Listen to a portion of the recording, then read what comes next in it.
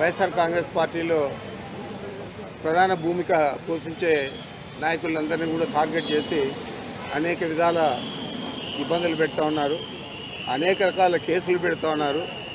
ఈరోజు ఇక్కడ పరిస్థితి చూస్తే ఒక తాలిబన్లనో లేకపోతే ఏదో విదేశీ టెర్రరిస్టులు ఎవరైతే ఉంటారో వారిని ట్రీట్ చేసే విధంగా ఇక్కడ పరిస్థితులు ఉన్నాయి. మరి ఒక ప్రజాప్రతినిధికి ఇవ్వాల్సిన గౌరవాన్ని ప్రజాప్రతినిధులుగా ఉన్న చంద్రబాబు నాయుడు కానీ వారి మంత్రివర్గ సభ్యులు కానీ ఎందుకు విస్మరిస్తూ ఉన్నారు నాకు అర్థం కావడం లేదు. మరి ఇది ఇలాగే కొనసాగిన ఇబ్బంది లేదు. వైఎస్ఆర్ కాంగ్రెస్ పార్టీ శ్రేణులు తప్పకుండా ఈ పరిస్థితిని అధిగమించి ఈ ప్రభుత్వానికి బుద్ధి చెప్పే రోజులు దగ్గరలో ఉంటాయి. మరి నేను ఒకటే చెప్తా ఉన్నాను, ఒక ప్రజాప్రతినిధులకు న్యాయపరంగా ఇవ్వాల్సిన సౌకర్యాలన్నీ కూడా ఇవ్వాలన్నా పని లేదా? వారిని టెర్రరిస్టుల మాదిరి చూసి ఆ విధంగా మీరు వారిని ట్రీట్ చేస్తారా? ఇది మంచి పద్ధతి అని నేను అడుగుతా ఉన్నాను. ఏదేమైనా కూడా ఈ ప్రభుత్వం తీసుకునే చర్యలన్నీ కూడా మేము ఖండిస్తూ ఉన్నాం.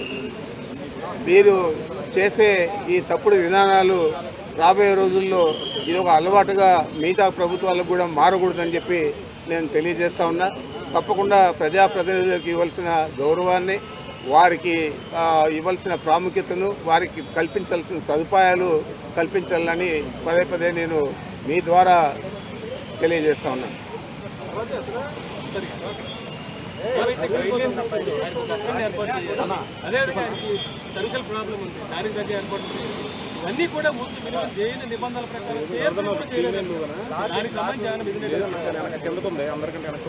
మరి మిథున్ రెడ్డి గారు ఎలాంటి ఇబ్బంది అయినా కూడా ఎదుర్కొంటాడు తప్ప నాకు ఆ సౌకర్యం కావాలా ఈ సౌకర్యం కావాలా అని చెప్పే వ్యక్తి కాదు.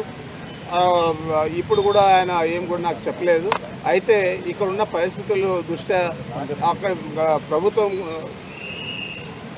న్యాయపరంగా కల్పించిన సౌకర్యాలను కూడా అందజేసే పరిస్థితుల్లో లేదంటే ఈ ప్రభుత్వం ఏ విధంగా పనిచేస్తూ ఉందో, ఎంత ఖర్చుపూరితంగా వ్యవహారం చేస్తూ ఉందో అది మీ దృష్టికి తెస్తూ ఉన్నాను.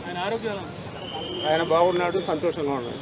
సార్ 3 పూట్ల భోజనానికి ఇంటి భోజనానికి ఒప్పుకున్నారా? రూమ్లో టీవీ అలాంటిది ఏం లేదు. 3 పూట్ల భోజనం